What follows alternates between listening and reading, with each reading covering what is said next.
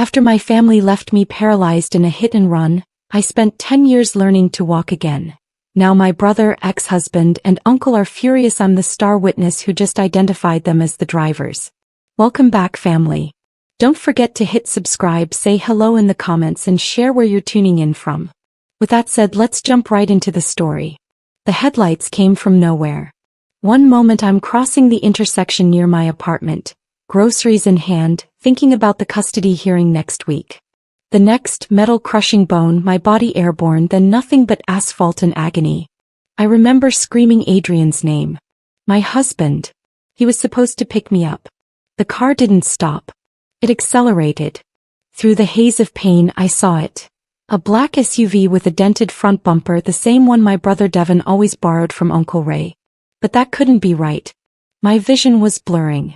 The street light flickered above me as I lay there, unable to move my legs, groceries scattered like broken promises around my shattered body. The sirens came eventually. 17 minutes, the paramedic said later. 17 minutes of me lying there watching cars pass by, some slowing but none stopping. I kept trying to turn my head to see the license plate, but my neck wouldn't cooperate. My phone had skidded into a storm drain. All I could do was stare at the traffic light cycling through its colors while my blood pooled beneath me, sticky and warm against the cold pavement. Red. Yellow. Green. Red again. My legs felt like television static, buzzing with a sensation that wasn't quite pain, wasn't quite numbness. Just wrong. Everything was wrong. And somewhere in my fading consciousness I kept thinking about that SUV, about how familiar it looked, about how it seemed to hesitate for just a second before speeding away into the darkness, leaving me there to die. 3 days. That's how long I was unconscious.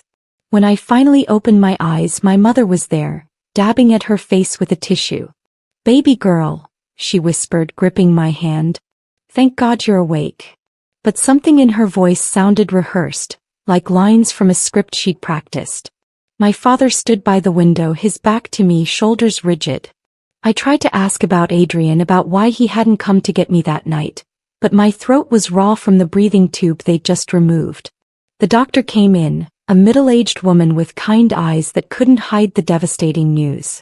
"The impact severely damaged your spinal cord. T12 vertebra. There's significant trauma." I didn't understand at first. Then she said it plainly, "You may never walk again." The words hung in the sterile air like a death sentence. My mother's crying intensified, but when I looked at her, really looked, her eyes were dry. My father still hadn't turned around. "Where's Adrian?" I managed to croak. "Where's my husband?" The silence that followed was deafening. Finally, my father spoke without turning. "He's handling some business. You just focus on healing." But I caught something in the mirror's reflection. A look exchanged between my parents, quick and guilty, like thieves caught mid-act. My brother Devin arrived later, reeking of cologne like he was covering something else up. Whiskey maybe. Or fear. He couldn't look me in the eye. "Crazy accident, sis," he muttered, examining his shoes like they held the secrets of the universe. "Real crazy. You remember anything?" The question felt loaded, weighted with something dangerous. I tried to piece together that night, but morphine kept pulling me under, drowning my memories in chemical fog before I could grab hold of them. Adrian filed for divorce 6 weeks after the accident. Didn't have the courage to tell me himself. Sent his lawyer instead, right to my hospital room where I was still learning to use a bedpan. The attorney was young, uncomfortable, shuffling papers like they were burning his hands. "Mr. Peterson feels the marriage is no longer viable given your condition and lengthy recovery prospects." Those were his actual words. Not viable. Like I was a business deal gone bad instead of the woman who'd loved Adrian since college, who'd worked 2 jobs to put him through his MBA program, who'd just found out she was pregnant 2 days before the accident. I lost the baby in the first surgery. Nobody told me for a month. They said the trauma was too much, that my body couldn't sustain the pregnancy while fighting for its own survival. When I finally asked about the cramping I'd felt before the accident, the nurse's face crumpled with pity. "Oh honey, I thought you knew. I'm so sorry. Adrian knew." He'd been told immediately and never said a word, never came to grieve with me, just started the divorce proceedings like he was discarding damaged merchandise. My mother tried to smooth it over. Baby, you have to understand. Adrian is young. He wants children, wants a wife who can give him a normal life. You can't expect him to sacrifice his future. The words felt like another car hitting me. This time I saw it coming. So I'm not worth standing by? My voice cracked like ancient pottery. She patted my hand, that same theatrical gesture. It's not about worth, sweetheart. It's about being realistic. My father sold my house, the one my grandmother left me while I was in rehabilitation. Said the medical bills were mounting, that I needed the money for care. I never saw a single statement, never signed any papers. He just did it, forged my signature and moved the equity into an account I couldn't access from my hospital bed. Uncle Ray came by on a Tuesday, unexpected and nervous. He'd been like a father to me after my own dad emotionally checked out during my teenage years. But this visit felt different. He brought flowers, white lilies, funeral flowers, and kept glancing at the door like he expected someone to burst in. "How's the memory, sweetheart?" he asked, too casual, sitting in the visitor's chair but perched on its edge like a bird ready to flee. From that night, I mean. The police still asking questions. I told him the truth. It was fragmented, pieces of a puzzle scattered across my mind. I remembered headlights, the sound of impact like thunder inside my skull, being airborne. But the details were slippery, coated in trauma's protective fog. His shoulders relaxed. That's probably for the best. Sometimes God blocks out the bad memories to protect us. Strange thing for a man who hadn't been to church in 20 years to say. Devon started visiting regularly after that, always asking the same probing questions disguised as concern. "You getting any flashbacks, sis? Sometimes head injuries cause false memories. Real vivid ones." He'd lean in close, his breath still carrying that whiskey scent. "You can't always trust what you think you remember." I noticed his hands shaking, how he'd flinch at loud noises, the dark circles under his eyes like bruises that wouldn't heal. One night I woke to voices outside my room. Adrian, Devon, and Uncle Ray, speaking in harsh whispers. I couldn't make out most of it, but I heard my name, heard "what if she remembers," heard Adrian say something about taking care of it. When I pressed the call button, they scattered like roaches when the lights come on. The nurse found me alone, confused about the visitors I insisted were just outside. She checked the hallway, came back shaking her head. "Must have been a dream, honey. No one's been here tonight." But I smelled Devon's cologne, saw 3 coffee cups in the trash that hadn't been there before. I wasn't crazy. Something was very wrong, and it centered around that night, around what I couldn't quite remember. Detective Morrison was patient, persistent, and the only person who seemed to believe me. She was in her 50s, had seen enough to recognize truth through trauma. "The hit-and-run investigation is still active," she explained during her 3rd visit. "We found paint transfer at the scene. Black automotive paint with a specific composite that matches only certain makes and models." Narrowing it down. I watched my mother's face drain of color. She'd been visiting when the detective arrived, and suddenly remembered an urgent appointment, practically running from the room. Detective Morrison noticed. She noticed everything. "Your family seems uncomfortable when I'm around. Any idea why?" I didn't want to say it. Didn't want to believe what my subconscious was screaming. But small things were adding up like math I didn't want to solve. Devon's SUV had disappeared right after the accident. Uncle Ray, who'd owned that black vehicle for years, suddenly drove a different car. Adrian had scratches on his arms he blamed on yard work. But we'd lived in a condo with no yard. "I keep having this dream," I told the detective, my voice barely above a whisper. "About the moment before impact. And in the dream I see the driver's face. But it's impossible. It can't be real." She leaned forward. "Tell me anyway." I closed my eyes, forced myself back to that moment. The headlights. The acceleration. And in the split second before impact, the streetlight illuminating the driver's face. "It looked like my brother," I whispered. "But that's crazy. Devon would never." Detective Morrison didn't say it was crazy. She wrote something in her notebook, her expression carefully neutral. "Your brother Devon. Does he have access to a black SUV?" I told her about Uncle Ray's vehicle, about how Devon borrowed it constantly, about how it had vanished. She nodded slowly. We'll look into it. In the meantime, if anyone tries to talk you out of remembering, tries to convince you your memories are wrong, I need you to call me immediately. She left me with her card and a growing sense of dread that felt like drowning. The rehabilitation center became my prison and salvation. My therapist, Angela, was a no-nonsense woman who'd worked with spinal cord injuries for 15 years. Your doctor said you'd never walk, she told me on day one. I say let's prove them wrong. But it's going to hurt worse than anything you've ever experienced. She wasn't exaggerating. Every session was agony. They'd strap me into a harness, force my useless legs to remember movements they'd forgotten. The first time I stood, supported by machinery and Angela's iron grip, I lasted 8 seconds before collapsing in screaming tears. But I came back the next day. And the next. Not because I was brave, but because I was furious. During one session, a news story played on the waiting room television.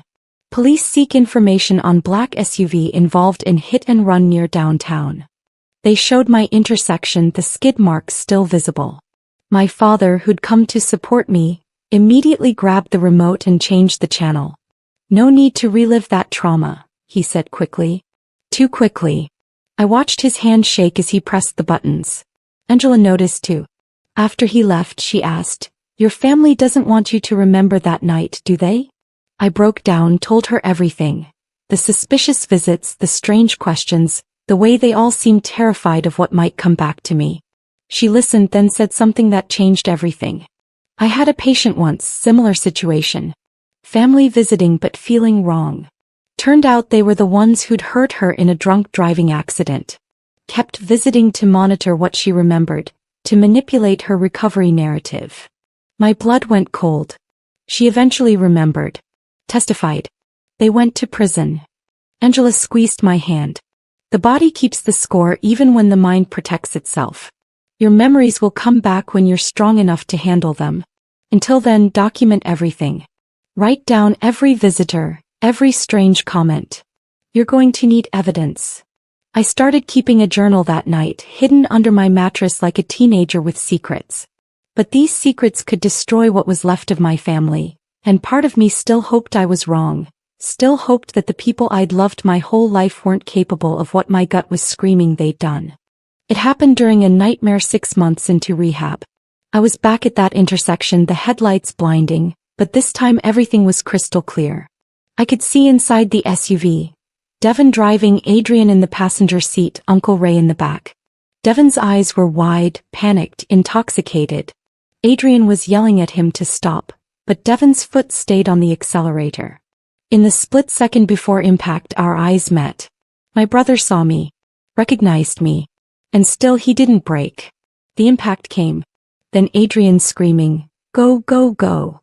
Uncle Ray, she's not getting up. We need to leave. Now." Devon sobbing, "That was my sister. Oh God, that was my sister." And they drove away.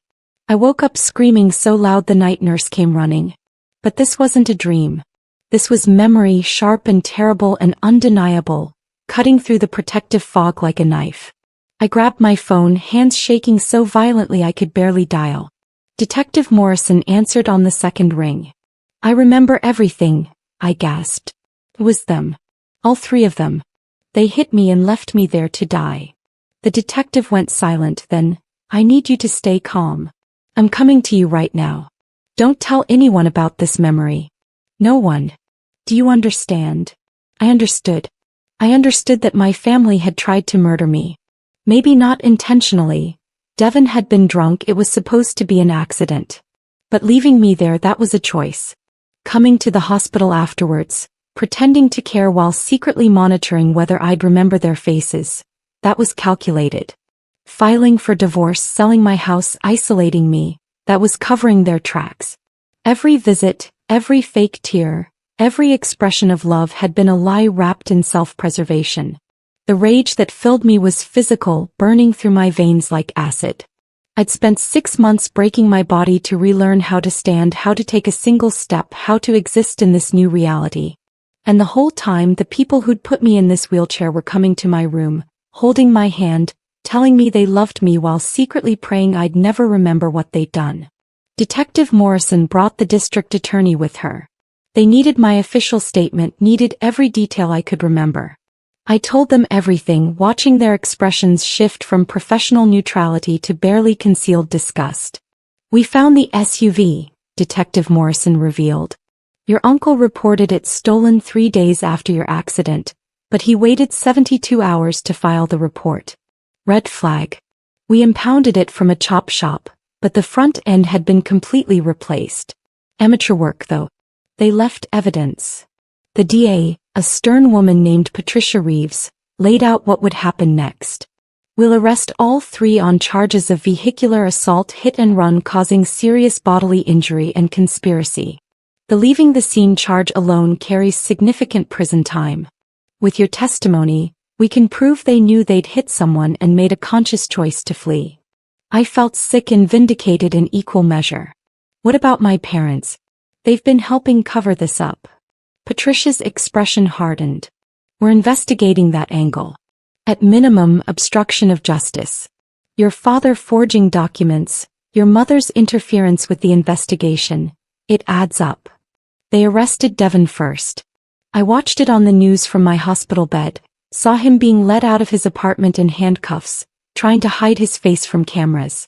The reporter said, "Police have arrested a suspect in the 10-month-old hit and run that left a local woman paralyzed. Sources say the suspect is the victim's own brother." My phone exploded with calls from my mother. I didn't answer.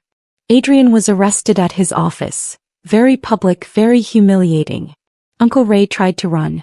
They caught him 2 states away, heading for the Canadian border with $50,000 in cash.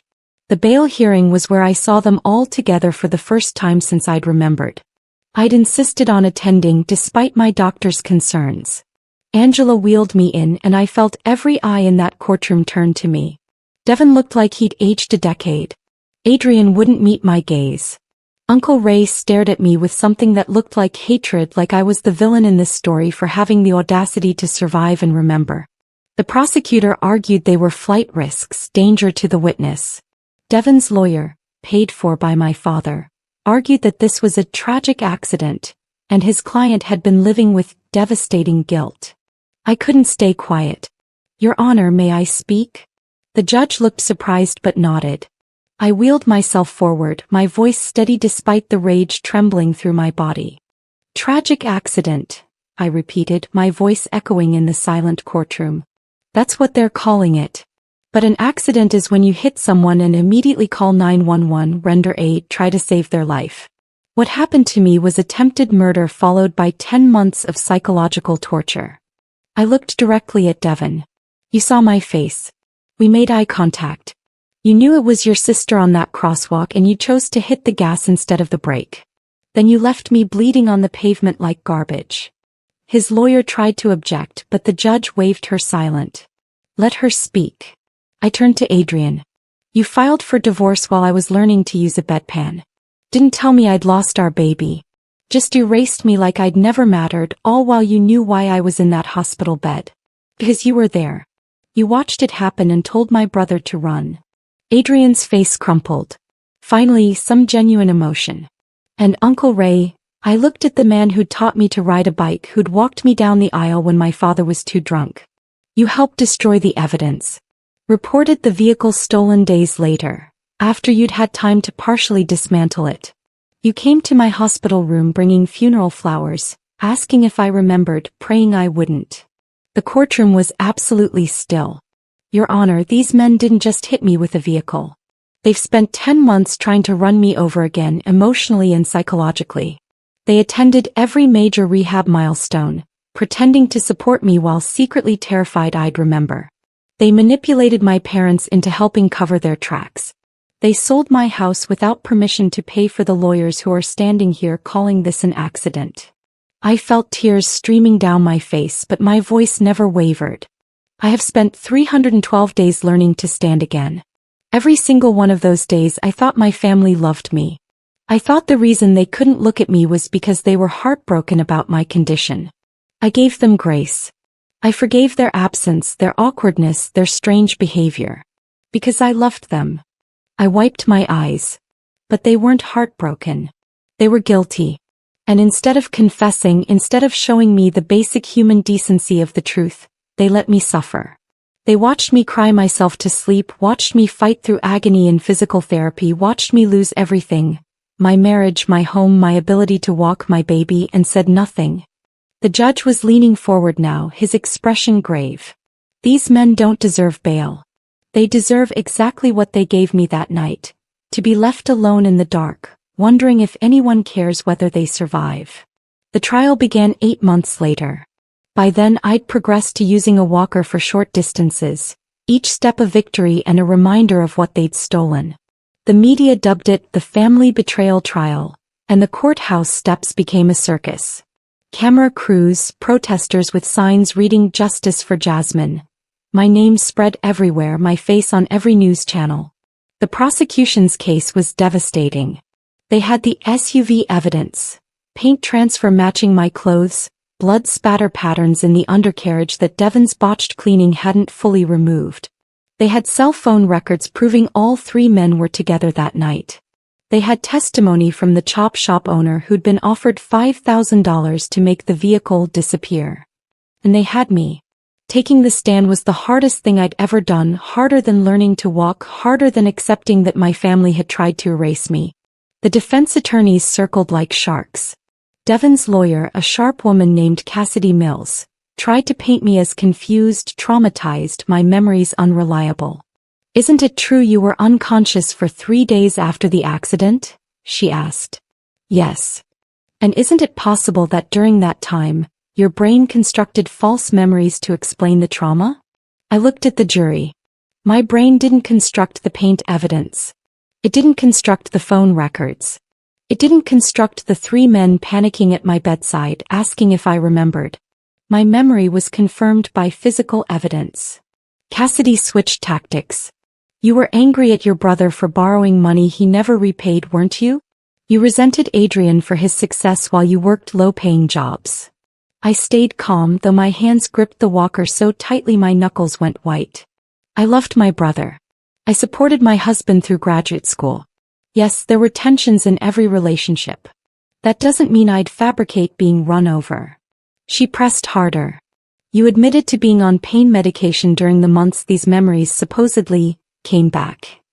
Isn't it possible?" "What's possible," I interrupted, "is that 3 grown men got drunk, hit a woman, their sister, their wife, and instead of doing the right thing they prioritized their own freedom over her life.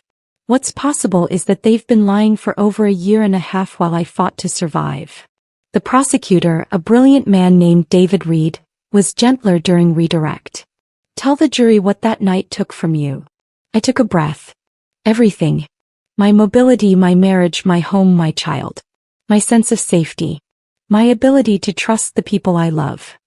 The prosecution called Angela, my physical therapist, who testified about my injuries, the magnitude of recovery, the lifetime of challenges ahead. "Her spinal cord injury is permanent. She'll never have full function. The fact that she can walk short distances with assistance is extraordinary and a testament to her determination, not to any minimal nature of the injury." She also testified about my mental state during therapy. There were times she'd break down, saying she wished she'd died that night because the pain of betrayal hurt worse than the physical injuries. She trusted these men. Loved them. They watched her suffer and said nothing. Devon's girlfriend Maya took the stand. She was young, scared, clearly pressured by prosecutors. But her testimony was damning. The night it happened, Devon came home after midnight, drunk and hysterical. He kept saying, "I killed her, I killed my sister." I thought he was being dramatic. He made me promise not to tell anyone he'd been drinking. Under cross-examination she revealed more. The next few months he'd have nightmares, wake up screaming. Adrian came over a lot. They'd lock themselves in the garage, have intense conversations. Once I overheard Devon saying, "What if she remembers our faces?" And Adrian said, "She won't. But if she does, we'll deal with it." The most shocking testimony came from an unlikely source, my mother. The prosecution had offered her immunity in exchange for truthful testimony. She looked 20 years older as she took the stand, couldn't look at me. The night of the accident, Ray called me around 10 p.m. Said there'd been an incident that Devon had borrowed his car and got into a hit and run. He didn't tell me who they'd hit until the next morning when the police called about my daughter. Her voice broke. I knew. The whole time I knew it was them. But Devon is my son, Ray is my brother, and Adrian, well, he'd already decided to leave, and I thought maybe if Jasmine never remembered we could all just move forward. The courtroom erupted. The judge gavelled for order. My mother continued through tears. I convinced myself it was an accident, that they panicked, that they didn't mean to hurt her. I told my husband to sell her house so she wouldn't have resources to investigate. I visited the hospital to monitor what she remembered. I'm so sorry, baby. I'm so sorry. I felt Angela's hand on my shoulder. I was shaking, crying, unable to process that my own mother had chosen her son over her daughter, had actively worked to cover up the crime that destroyed my life. The jury deliberated for 6 hours.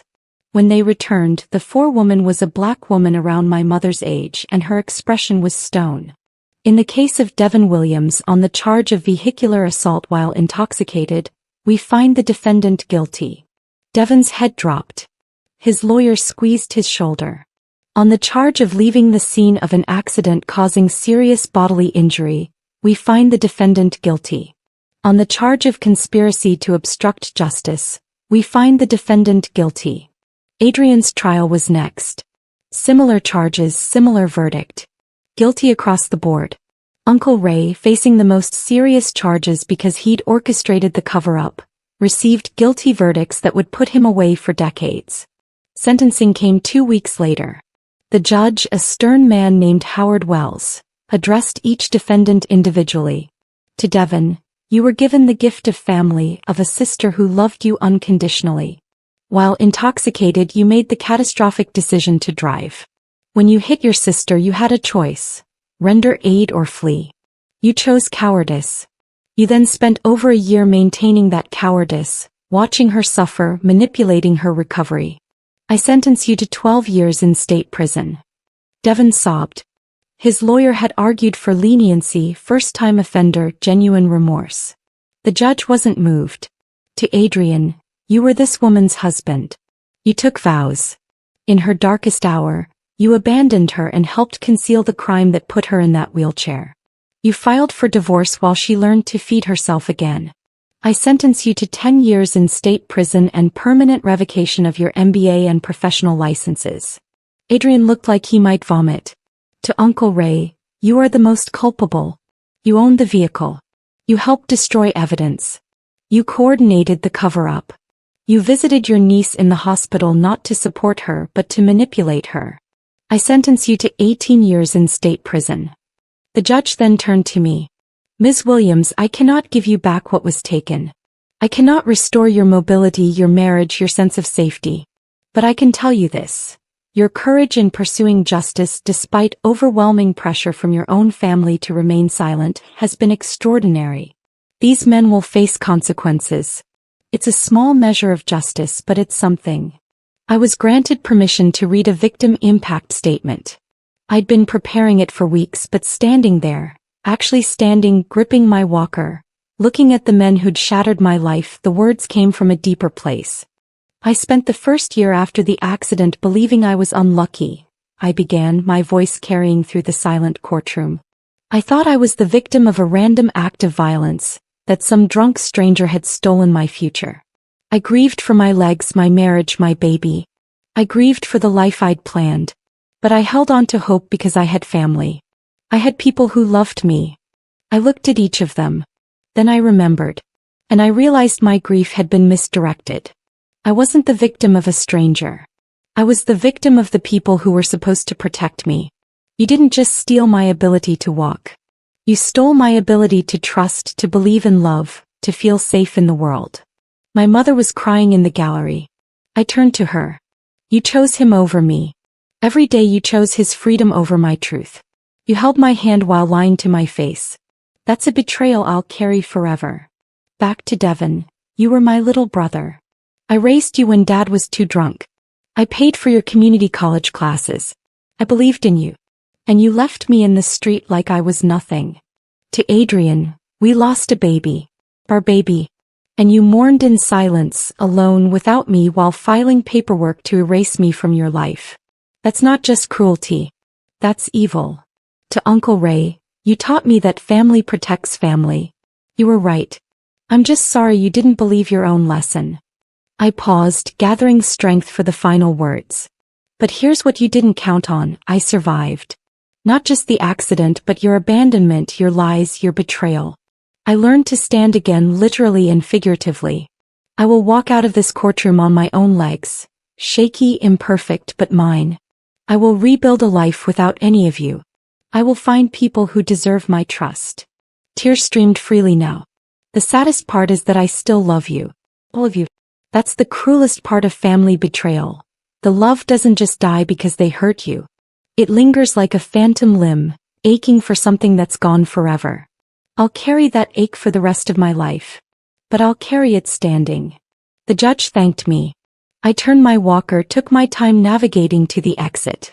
Each step was agony. My legs burned, my back screamed, my arms trembled from supporting my weight. But I didn't stop. I didn't look back. Behind me I heard Devon's voice, broken and desperate. Sis, please. I'm sorry. I'm so sorry. I kept walking. Angela met me at the door, her eyes wet with tears. You did it. You're done. I shook my head. No. I'm just beginning. Outside the courthouse, news cameras swarmed. I gave a brief statement. Justice was served today, but it doesn't erase what was taken. I hope my story reminds others that the truth, no matter how painful, is always worth fighting for. Family should be your safe place. When it isn't, you have every right to walk away, even if you have to relearn how to walk to do it. 3 years later, I'm living in a small apartment across town. I work remotely as a victim advocate, helping others navigate the trauma of violent crimes. I'm dating a wonderful man named Christopher who I met in a support group. He's patient with my limitations, celebrates my victories, never makes me feel less than. I still use the walker for longer distances. Some days are harder than others. But I'm here. I'm standing. I'm surviving. My mother writes from time to time. I don't respond. Devon sent letters from prison that I burned without reading. Adrian's sister reached out to apologize for her brother's behavior. That correspondence I keep, a reminder that not all family ties are poisoned. The settlement from my civil suit against all 3 defendants and Uncle Ray's insurance means I'll never have to worry about medical bills again. Money doesn't heal trauma, but security helps. Mostly, I've learned that healing isn't about forgetting.